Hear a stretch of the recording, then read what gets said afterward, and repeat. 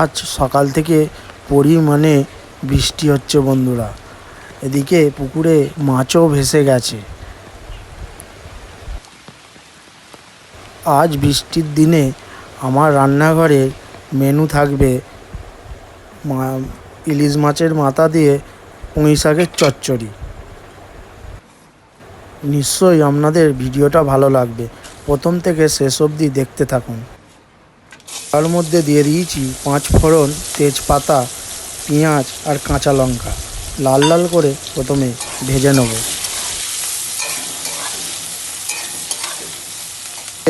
পেঁয়াজ লাল লাল করে ভাজা হয়ে গেছে, এবার দিয়ে দিচ্ছি এর মধ্যে কুমড়ো, আলু আর পুঁই শাকের ডাঁটা। ভালো করে এটাকে ভেজে নেব।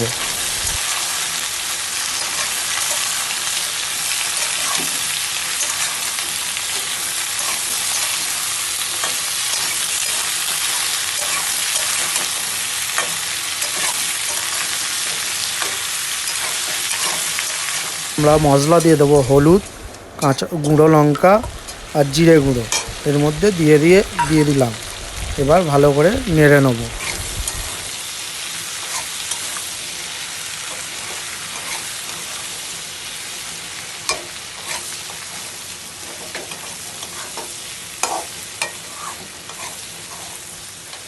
এবার আমরা দিয়ে দেবো এর মধ্যে পুঁই শাকের পাতাগুলো, এর মধ্যে ভালো করে দিয়ে মিশিয়ে নেব।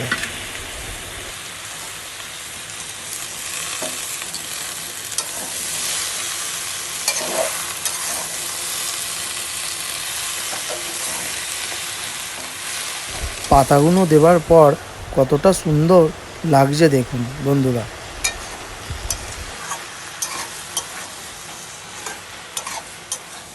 পরিমাণ মতন এবার আমরা নুন দিয়ে দিলাম।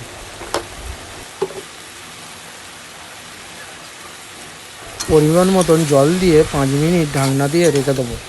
এবার আমরা ঢাকনাটা খুললাম, দেখুন।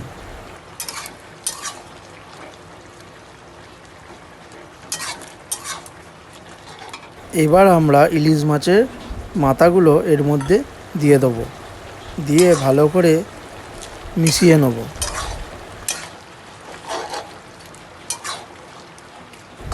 বন্ধুরা, যে পুঁই শাকের চচ্চড়ি রেডি হয়ে গেছে, কতটা সুন্দর লাগছে দেখুন।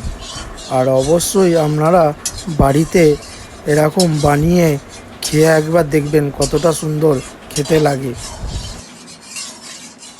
এবার আমরা ইলিশ মাছগুলোকে ভালো করে হলুদ মাখিয়ে নেব।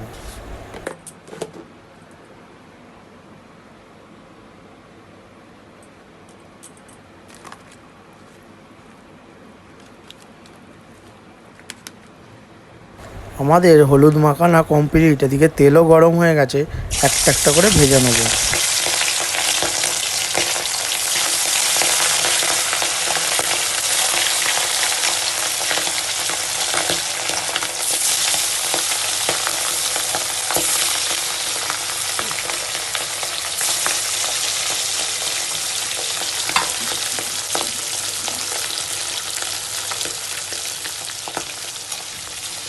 আর বন্ধুরা, কে কে ইলিশ মাছ খেতে ভালোবাসো অবশ্যই আমাকে বলবেন।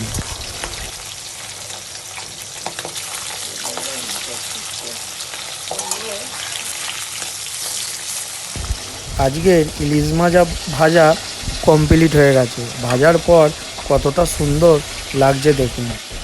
আজকে আমার রান্নাঘরের মেনু পুরো রেডি হয়ে গেছে। এখানে আছে পুঁই শাকের চচ্চড়ি, আলুর চকা, ইলিশ মাছের তেল আর ইলিশ মাছ ভাজা, ভাত, কাঁচা লঙ্কা। আর বন্ধুরা, ভিডিওটা যদি ভালো লেগে থাকে অবশ্যই লাইক, শেয়ার, সাবস্ক্রাইব করবেন আর চ্যানেলটাকে অবশ্যই ফলো করবেন। আর আপনারা ভালো থাকবেন ও সুস্থ থাকবেন।